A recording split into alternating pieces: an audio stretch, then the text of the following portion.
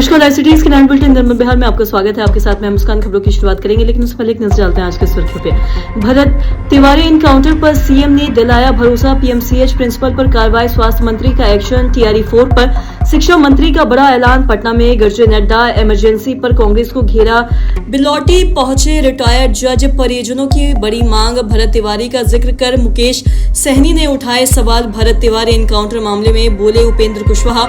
फैजल खान पर रोशन आनंद का बड़ा आरोप, खान सर की बेल पर फिर टली सुनवाई, 3 दिन तक बदला रहेगा मौसम का मिजाज। अब खबरें विस्तार से।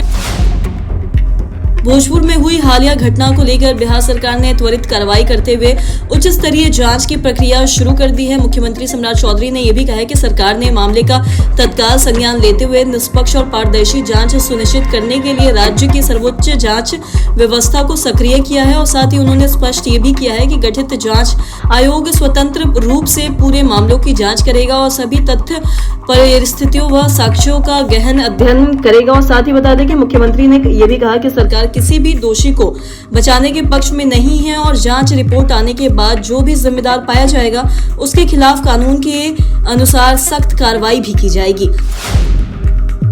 स्वास्थ्य मंत्री निशांत कुमार ने पदभार संभालने के बाद अपनी पहली बारी कार्रवाई करते हुए पीएमसीएच के प्रभारी प्रिंसिपल डॉक्टर नरेंद्र प्रताप सिंह को तत्काल प्रभाव से अतिरिक्त प्रभार से हटा दिया है और उनकी जगह डॉक्टर गीता सिन्हा को पीएमसीएच का नया प्रिंसिपल भी बना दिया है। बता दें कि दरअसल 23 जून को स्वास्थ्य मंत्री के निरीक्षण के दौरान आपको बता दें कि डॉक्टर नरेंद्र प्रताप सिंह अस्पताल से अनुपस्थित पाए गए थे और साथ ही फोन करने पर भी उनसे संपर्क नहीं हो पा सका और विभागीय जांच में सामने आया है कि वो बिना अवकाश लिए ड्यूटी से गैर मौजूद थे और साथ ही उसी दौरान अपने निजी क्लिनिक में मौजूद थे जहां सरकारी वाहन भी पाया गया और जांच रिपोर्ट के आधार पर स्वास्थ्य विभाग ने कार्रवाई करते हुए उन्हें पद से भी हटा दिया है। शिक्षा मंत्री मिथिलेश तिवारी ने शिक्षक स्थानांतरण नियमावली 2026 और TRE4 को लेकर बड़ा बयान दिया है और उन्होंने ये भी कहा कि लंबे समय बाद बिहार के शिक्षकों को बड़ा लाभ मिलने भी जा रहा है और साथ ही सम्राट चौधरी सरकार ने उनके हित में ऐतिहासिक फैसला लिया है और मंत्री ने यह भी बताया कि नई स्थानांतरण व्यवस्था पूरी तरह पोर्टल आधारित, पारदर्शी और साथ ही नियमबद्ध होगी और जिसमें स्वास्थ्य, दिव्यांगता और साथ ही पति पत्नी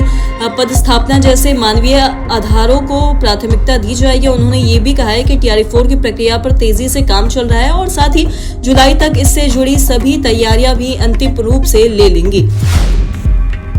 पटना के ज्ञान भवन में भाजपा द्वारा आयोजित संविधान हत्या दिवस कार्यक्रम में केंद्रीय मंत्री JP नड्डा और मुख्यमंत्री सम्राट चौधरी ने हिस्सा लिया है, जहां आपातकाल और साथ ही लोकतंत्र का काला अध्याय बताते हुए कांग्रेस पर जमकर निशाना भी साधा गया और JP नड्डा ने यह भी कहा है कि 1975 में लगाए गए आपातकाल के दौरान लोकतांत्रिक अधिकारियों का हनन हुआ है और हजारों लोगों को जेल भेजा गया है, देश की संवैधानिक संस्थाओं पर दबाव बनाया गया और साथ ही उन्होंने ये भी कहा कि पटना और बिहार का JP आंदोलन से विशेष संबंध रहा है, जिसने देश में लोकतंत्र की रक्षा के लिए संघर्ष का बिगुल फूंका था। और वहीं सम्राट चौधरी ने कहा कि वर्तमान सरकार लोकतंत्र को मजबूत बनाने और भविष्य में ऐसे हालात दोबारा न आने देने के लिए भी प्रतिबद्ध है।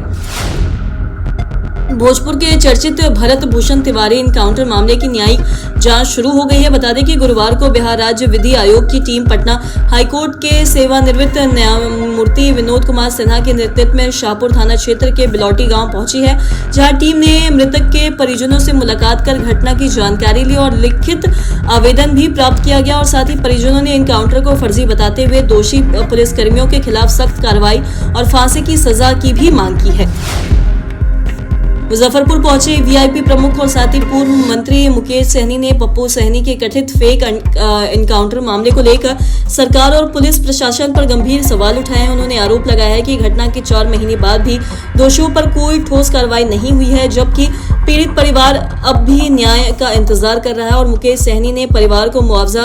अक्षितों को सरकारी नौकरी और दोषी पुलिसकर्मियों को कड़ी सजा देने की भी मांग की है। उन्होंने भरत तिवारी मामले का जिक्र करते हुए न्याय में जातीय भेदभाव का भी सवाल भी उठाया और कहा कि अगर 1 महीने के भीतर पप्पू सहनी मामले में न्याय नहीं मिला तो वो VIP पार्टी सड़क पर उतरकर आंदोलन और चक्का जाम करेगी।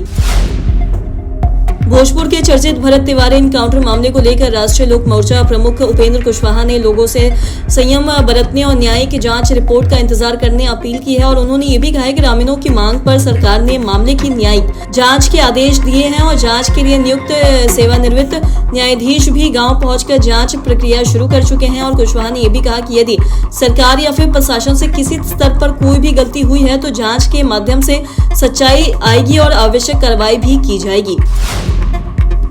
सरसा में कोचिंग संचालन रोशन आनंद ने फैज खान पर गंभीर आरोप लगाते हुए अपने खिलाफ दर्ज मामले बिहार की शिक्षा व्यवस्था और भरत तिवारी के कथित एनकाउंटर को लेकर खुलकर बयान दिया है। उन्होंने आरोप लगाया है कि उन्हें और उनके संस्थान को बदनाम करने के लिए सुनियोजित साजिश रची जा रही है और साथ ही उनके भाई की हत्या के पीछे भी फैजल खान का हाथ है। और रोशन आनंद ने यह भी कहा कि उन्हें न्यायपालिका पर पूरा भरोसा है और कानून के जरिए उन्हें न्याय मिलेगा। और वहीं भरत तिवारी के कथित एनकाउंटर पर उन्होंने ये भी कहा कि किसी भी आरोपी को सजा देने का अधिकार केवल अदालत को है और कानून को हाथ में लेना उचित नहीं है।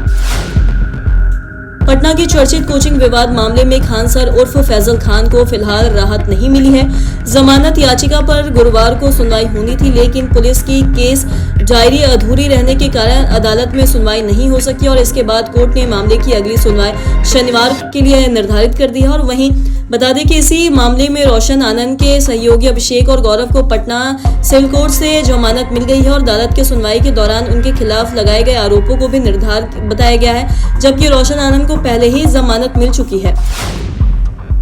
बिहार में 26 से 28 जून तक मौसम का मिजाज पूरी तरह से बदला रहेगा। बता दें कि पटना मौसम विज्ञान केंद्र ने कई जिलों के लिए ऑरेंज और येलो अलर्ट जारी करते हुए भारी बारिश, आंधी, वज्रपात और तेज हवाओं का चेतावनी भी दिया है। 26 जून को पटना, नालंदा, गया, भोजपुर, बक्सर समेत दक्षिण बिहार के कई जिलों में 50 से 60 किलोमीटर प्रति घंटे की रफ्तार से हवा चलने और जारी भारी बारिश की संभावना जताई गई है। तो वहीं 27 जून को भी राज्य के कई जिलों में तेज बारिश और गरज चमक का दौर जारी रहने का भी अनुमान है। और मौसम विभाग ने